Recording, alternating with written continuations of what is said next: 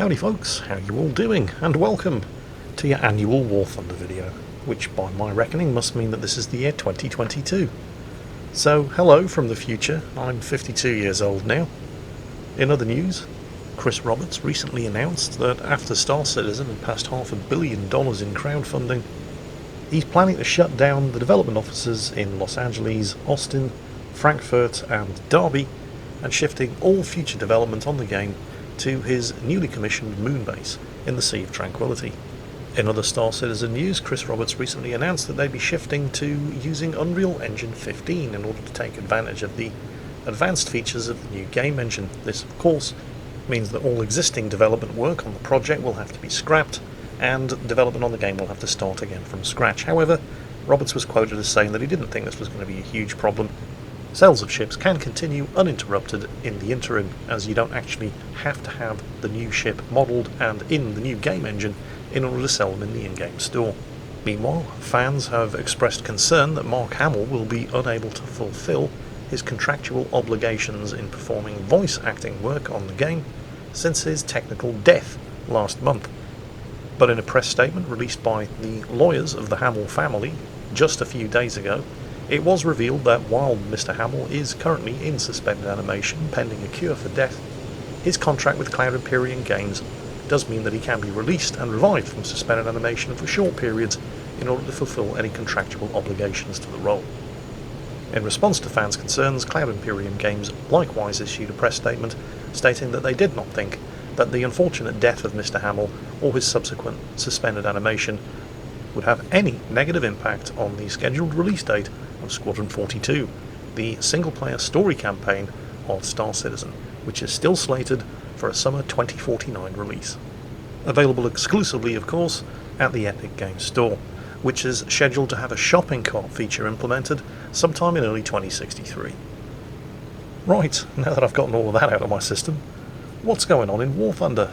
Well, this is Warhawk 97 in the P-47D Thunderbolt. He's flying an air-realistic battle in the Operation Husky map, the invasion of Sicily. You can't quite see it thanks to the extensive cloud cover, but that line of red forts down there marks the coastline of Sicily. And yes, already two of his teammates, both flying A-26s, have crashed into pillboxes while attempting to take out ground targets. Two teammates down before they've even seen the first enemy aircraft. Yes, even in the year 2022. There are people playing War Thunder who shouldn't be allowed anywhere near the remote control for a television, let alone the simulated controls of advanced mid-20th century combat aircraft. Speaking of mid-20th century combat aircraft, the P-47D, the infamous Thunderbolt, or Jug. Some say short for a whiskey jug, because that's what the aircraft looked like. Some say short for Juggernaut, because that's basically what this aircraft was. And it's a little known fact that this most American of heavy fighters was actually designed by a couple of Russians. Two Russian immigrants. One, who went by the name of Alexander Seversky, was born in 1894 in Russian Georgia and flew for the Tsar's Air Force in the First World War, where he lost a leg. Not one to let a minor impediment like the loss of a limb hold him back, he had an artificial leg attached, returned to the cockpit and scored a further 13 kills. Speaking of air-to-air kills, I think it's time to pay attention to what Warhawk is doing. He's got the altitude advantage over that Focke-Wulf 190, who looks like he's lining up for a strike on that Westland Wyvern down there, and has in fact scored a hit. And let's face it, if you were flying a Focke-Wulf 190, why the hell not line up for a strike on a Westland Wyvern? It's an absolutely terrible aircraft. But now, he's got Warhawk on his tail. And if there is one thing that the P-47 is insanely good at, it's diving. The Focke-Wulf 190 pilot just discovered the hard way what real Luftwaffe pilots discovered the hard way for themselves in World War II, when they first encountered P-47s and tried to brake and dive away from combat. You're basically just signing your own death warrant. This thing was almost capable of breaking the sound barrier in a dive. In fact, some pilots even said that they had broken the sound barrier while putting this monster into a steep dive, although that almost certainly never actually happened. What was going on was simply that when you got this machine going fast enough, and this machine could easily do 550 miles per hour in a dive, the airspeed indicator just couldn't keep up and it went crazy. Warhawk having a little think about going after the BF-109 down below, but there was already a lot of traffic on his tail, and oh, actually, hang on a second. Where the hell did they come from? Okay. Well, best way to get out of trouble in a P-47 is to put this thing into a dive. So that's exactly what he does. Choice of 2 targets down below, one of them engaged, one of them not. Goes for the unengaged BF-109G, who's attempting to come to the aid of an outnumbered teammate. Difficult to control a P-47 at these kind of speeds, difficult enough that he wasn't able to execute the strike against the first BF-109. But despite the incredible stress that these kind of high-G manoeuvres would exert on the airframe, the P-47 was tough enough to take it. And he's found himself a second victim, and suffered only minor damage to the airframe in the process. Importantly, his engine is untouched, and this aircraft had one hell of an engine. The Pratt & Whitney R2800 double wasp 18-cylinder 2-row radial engine that generated 1,490 kilowatts of power. That's 2,000 horsepower. All of that power linked via a fairly hefty system of ductwork to a turbocharger in the rear of the fuselage. A very, very tough all-metal fuselage, although early versions of the P-47 had canvas and fabric covered control surfaces which would tend to pop at high altitude due to the expansion of air. This was later fixed by the addition of all metal control surfaces, and all of it rounded off with 8 50 caliber machine guns. Pilots who flew the P-47 reported that anything that was unlucky enough to get caught in their crosshairs when they unloaded all 8 of these machine guns simply disintegrated. Meanwhile, what Warhawk has been waiting for has just happened. He was leading the pursuing G-55S towards the anti-aircraft guns of the Allied fleet here. The G-55 pilot very sensibly decided he didn't want to mess with that, and he's broken off the pursuit, which has allowed Warhawk to turn the tables on him. That's not the only reason the G-55 broke off the pursuit. He is in turn being pursued by a friendly Spitfire, and he's now just turned around and looks like he shot him down. So, okay, that just happened. This is, of course, allowing Warhawk to close the distance slightly as the G-55 finds himself with the altitude advantage against another friendly aircraft, the P-51 down there. Doesn't look like he managed to score a hit on the P-51, and Warhawk is closing in. And this is where things get a little interesting. The G-55 sees him coming and shoots his wing off. The G-55 is undoubtedly extremely pleased with himself at this point. He's just managed to shoot down a Spitfire, and he's also claimed the kill on a P-47, leaving him free to attempt to go for the hat-trick on the P-51 down there. Except he hasn't actually shot down the P-47. He's sawed half a wing off, but Warhawk is still flying. Not particularly well, but he is still flying. Just barely. He still has his flaps. He still has all of his control surfaces. Well, almost all of his control surfaces. It's not making this thing particularly easy to fly, but the G-55, who has managed to get the kill on the P-51, is only now realising just exactly how much shit he's in. And that's what you get for not making sure of your kills. And unbelievably, with 1.5 wings, Warhawk's actually got him. Probably not a good idea to go looking for somebody else to fight at this point, however.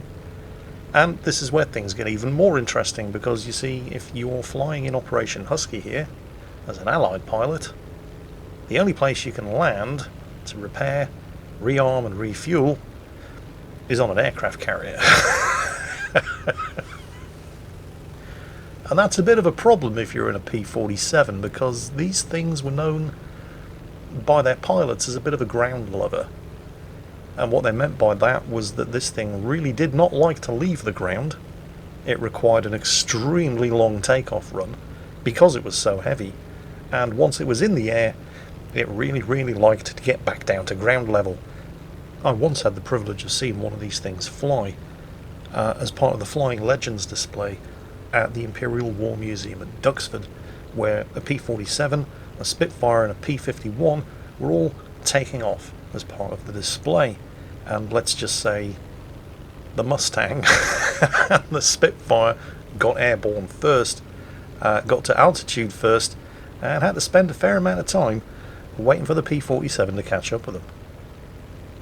There's also a Dornier 217 up above who appears to be bombing the carriers, so that's going to make things interesting. He's probably not going to want to actually attempt to climb after and engage the Dornier.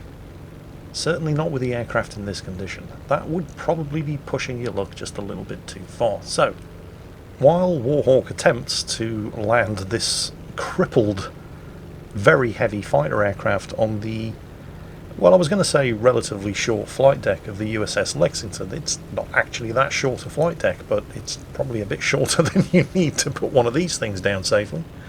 Let's talk a little bit more about the development of this Russian designed, remember, iconic American fighter aircraft. Do you remember we were talking about Alexander de Seversky, one of the two Russian immigrants responsible for the design of this aircraft? After the October Revolution in 1917, he was sent to the US as part of a trade mission, and upon arriving in the US decided he actually quite liked it and didn't really want to go back to communist Russia, and stayed.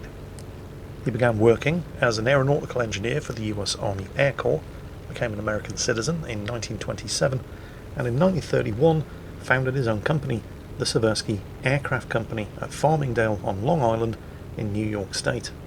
It was a very small company. He was the president, designer, and chief test pilot, but he did also hire another Russian expatriate by the name of Alexander Kartveli as a design engineer.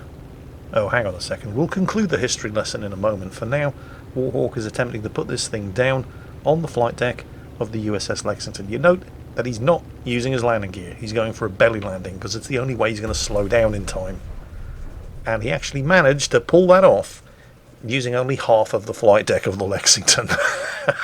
He's completely wrecked the aircraft, of course. A fine Jingles landing if ever I saw one. But hey, any landing that you can walk away from, close enough for government work. So, while he's waiting for the flight deck crew to put a fresh lick of paint on his otherwise pristine P-47, let's go back to talking about the history of this aircraft. So, Sasha Kartveli, as he was known, had served in the Tsarist army as an artillery officer, and prior to that, believe it or not, had worked as a circus trapeze artist. I swear I am not making this up. He took on more and more of the design work as Seversky got more involved in the business side of the company. Between the two of them, they came up with a design for a fighter aircraft which would eventually be known as the P-35, which won the US Army Air Corps' fighter competition in the 16th of June 1936, beating the Curtiss Model 75 Hawk in the final, although with tensions rising in Europe, the US Army Air Corps decided to take on both of these aircraft. Oh, hang on a second, that looks like the Dornier actually managed to score a hit on the Lexington. You can see the anti-aircraft guns opening up. But yes, with tensions rising in Europe, the US Army Air Corps decided to accept both the Seversky aircraft, which became known as the P-35, and the Curtiss Model 75 Hawk, which became known as the P-36. And just so you can get an appreciation of how this P-35 would eventually evolve into the aircraft that we all know and love as the P-47 Thunderbolt, this is a picture of the P-35. Now, you may be thinking, why have we never heard of the Seversky Aircraft Company if it was responsible for the design of such an iconic American heavy fighter aircraft? Well, that's because on the 13th of October 1939, the company changed its name to the Republic Aviation Company after the stockholders bought out Seversky's holdings in his own company. And all the time that the P-35 was in production, the company continued to refine the design. Although by 1941, oh, hang on a second, what's that Spitfire up to? Yeah, you're probably not going to be able to land it at that angle, Sunshine. Well, technically it's a Seafire. You should be able to make a perfect landing on a carrier. I mean, that thing's equipped with an arrestor hook after all. But anyway, back to the P-47. Yes, by 1941, the US Army Air Corps decided that they really needed something a little bit chunkier to deal with the new and more powerful German aircraft that were starting to enter service. And Warhawks, finally, the ground crew certainly seemed to take their time there, made it back into the air. Meanwhile, Alexander Kartveli, upon hearing that the Army Air Corps wanted something a bit chunkier than the refinement of the design that he was currently working on, it turns out Alexander Kartveli really took this seriously, went back to the drawing board, and came back with something that would be known as the XP-47B, and it was a monster. It weighed 65% more than its previous design refinement, 9,900 pounds, or not far short of 4,500 kilograms. It was an absolute beast. The whole thing was basically built around this massive Pratt & Whitney twin Wasp engine and its turbocharger. That big old ellipse-shaped sort of horse collar cowling at the front admitted air for the engine, left and right oil coolers, and the turbocharger intercooler system. The engine's exhausts were routed into a pair of pipes that ran along each side of the cockpit to drive the turbocharger turbine, which sat in the bottom of the fuselage about halfway between the cockpit and the tail. At full power, the pipes glowed red at their forward ends. There was a wastegate shutter which either vented the exhaust gas directly to the surrounding atmosphere or at higher altitudes drove it through the turbocharger turbine, spinning it at 60,000 rounds per minute. The turbocharger's intake was fed by ducting at the bottom of the fuselage leading to the front of the aircraft, with the ducting run through an intercooler that dumped waste heat into the airflow to increase power. This complicated turbocharger scheme with its ductwork gave the XP-47B a very deep fuselage, and so the wings had to be mounted at a relatively high position, and that was a problem, because to take advantage of the extremely powerful R2800 engine, the aircraft was fitted with a huge four-bladed, electrically operated, constant-speed Curtiss propeller with a span of 3.17 meters. That meant that the aircraft needed very long landing gear to ensure adequate propeller clearance on the ground, but long landing gear had to be very rugged and heavy, and also took up a lot of space in the wing. Since Cart Valley wanted to put the aircraft guns in the wings outboard of the landing gear, the main landing gear ended up featuring a remarkable scheme by which they actually telescoped out 23 centimeters as they were extended. The 8 Browning 50 caliber machine guns, 4 in each wing, were staggered to allow feed from ammunition boxes set side by side in the outer sections of the wing. Main and auxiliary self-sealing fuel tanks were placed under the cockpit, providing a total fuel capacity of 1,155 litres, which was a large fuel capacity for the time, but would still prove to be inadequate as the war went on. The US Army Air Force, as at this stage the US Army Air Corps was now known, decided that they really liked the look of this thing and ordered a whole bunch of them, in the process giving it an official name for the first time. The P-47 Thunderbolt was born, and there would be many different variants of the P-47 produced. The P-47D, the definitive version of the P-47 that Warhawk here is flying as he slots in on the tail of this completely unaware Focke-Wulf 190 who, to be fair to him, was setting up for a kill on a Spitfire as the Spitfire pilot just decided screw you and bailed out because arseholes play War Thunder 2 and has only just now realised the trouble that he's in. Unfortunately, it's another case of too little, too late. Kill number 4. But yeah, the P-47D that Warhawk here is flying was considered the definitive, the classic version of the P-47, with 12,602 P-47Ds being built. But not all P-47Ds were the same. Not least of which because the first P-47Ds built were actually P-47C2s, for no better reason than because the Republic Aviation Company simply couldn't keep up with the demand that the US Army Air Force had for these aircraft. But aside from that, there were also numerous different sub-variants of the P-47D. The P-47D1 through to the P-47D6, P-47D10 and the P-47D11 incorporated changes such as the addition of more engine cooling flaps around the back of the cowling, which greatly reduced the engine overheating problems that had been seen in the field.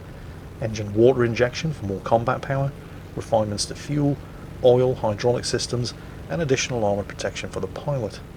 The P-47D-15 was a big step forward, produced in response to requests by combat units for more range.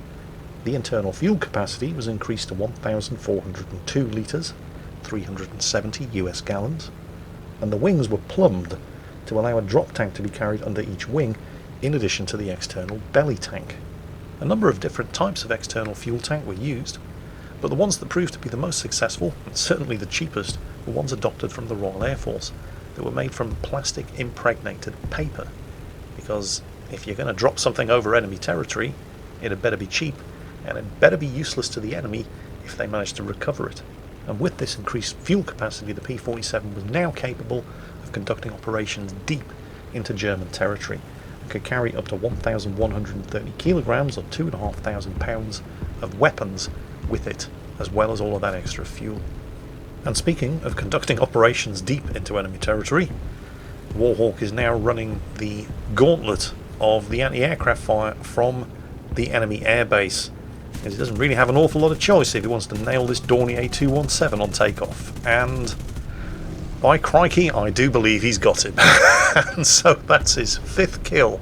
That's an ace in one flyout for Warhawk 97 in War Thunder realistic battles on the Operation Husky map, the invasion of Sicily, after getting half a wing shot off and crash landing on a carrier. I think it's fairly safe to say that Warhawk was reasonably pleased with his performance in this particular mission, and I hope you lot have enjoyed it, because that's it for this year's War Thunder video. I'll see you same time, same place next year in 2023 for more of the same. In the meantime, as always, take care, and I'll catch you next time.